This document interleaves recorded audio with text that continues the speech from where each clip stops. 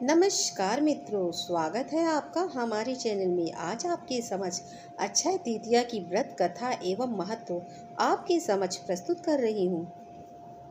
आप सभी को अक्षय तृतीया की शुभकामनाएं। अक्षय तृतीया बेहद ही शुभ और पावन वैशाख के महीने की शुक्ल पक्ष की तृतीया तिथि को मनाया जाता है।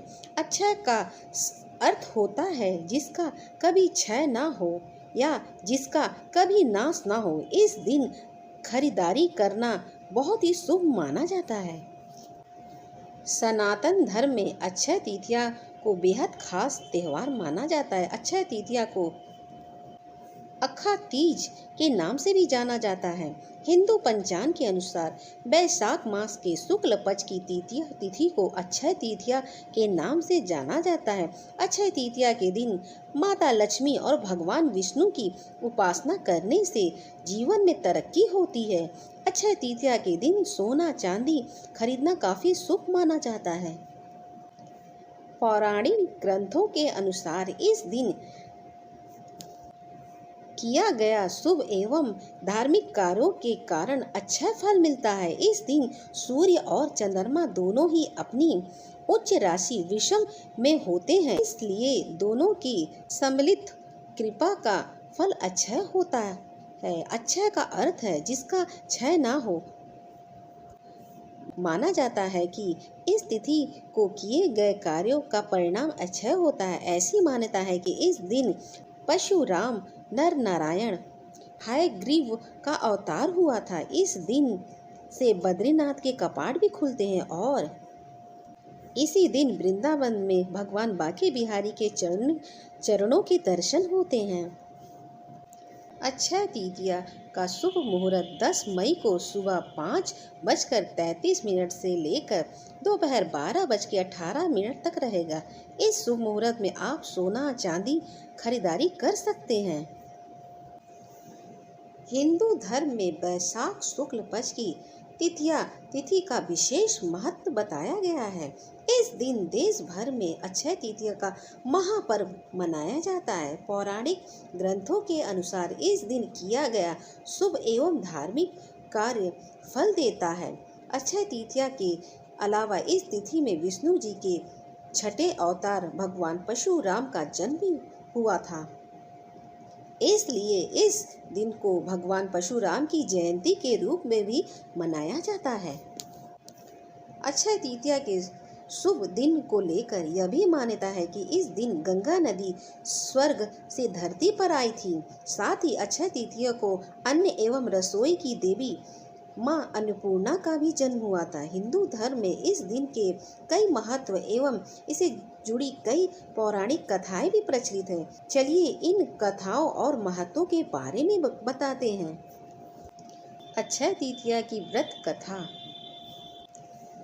अक्षय तृतीया से जुड़ी एक पौराणिक कथा के अनुसार धर्मदास नाम का एक वैश्य था। धर्मदास की आर्थिक स्थिति अच्छी नहीं थी। वह हमेशा अपने परिवार के पालन पोषण के लिए चिंतित रहता था।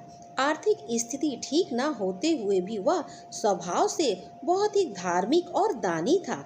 एक बार धर्मदास ने किसी कथा के दौरान अक्षय तृतीया के दिन किए जाने वाले दान का महत्व सुना। कथा का महत्व सुनने के बाद वह हर साल अक्षय तृतीया को सुबह गंगा नदी में स्नान कर सभी देवी देवताओं को विधि पूर्वक पूजा करने लगा। अपने सामर्थ्य के अनुसार जल से भरे घड़े, जौ, अनाज, गुड़, घी जैसी कई वस्तुओं को भगवान और ब्राह्मणों को अर्पित करने लगा। यह सब देखकर धर्मदास की पत्नी उसे रोकने की कोशिश करती थी, क्योंकि उसे लगता था कि अगर इतना सब दान में दोगे तो परिवार का पालन पोषण कैसे होगा। अपनी पत्नी की बातों को सुनकर धर्मदास बिल्कुल भी विचलित नहीं होता था और वह अपने सामर्थ्य के अनुसार दान पुष्प करता था।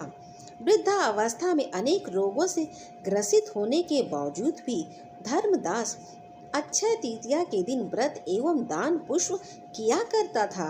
पौराणिक कथा के अनुसार यही धर्मदास वैश्य अक्षय तृतीया के दान धर्म के पुष्प के कारण अगले जन्म में कुशवती राजा हुआ। धर्मदास अपने अगले जन्म में भी दान पुष्प करने वाला धार्मिक स्वभाव का कहा जाता था कि उसके महायज्ञ के आयोजन में त्रिदेव वेश बदलकर शामिल हुआ करते थे। प्रतापी राजा होने के बावजूद वह काफी दानी और धर्म के मार्ग से नहीं भटकता। अपने पुष्प फल से अपने अगले जन्म में भी यही राजा भारत के महान चित्रगुप्त के रूप में पैदा हुआ। अक्षय तृतीया पर दान पुष्प से खुश होकर भगवान ने धर्मदास पर कृपा की। वैसे ही जो कोई भी अक्षय तृतीया शुभ मुहूर्त के इस दिन दान पुष्प कर व्रत कथा सुनता एवं पढ़ता है, उसे भी अक्षय की पुष्प प्राप्त होती है। धार्मिक शास्त्रों में भी यह कहा गया है कि जीवन में सुख समृद्धि यश और वैभव की प्राप्ति के लिए इस दिन दान पुष्प कर व्रत कथा जरूर सुननी चाहिए। अगर मेरी वीडियो आपको अच्छी लगी तो हमारे चैनल को सब्सक्राइब करें।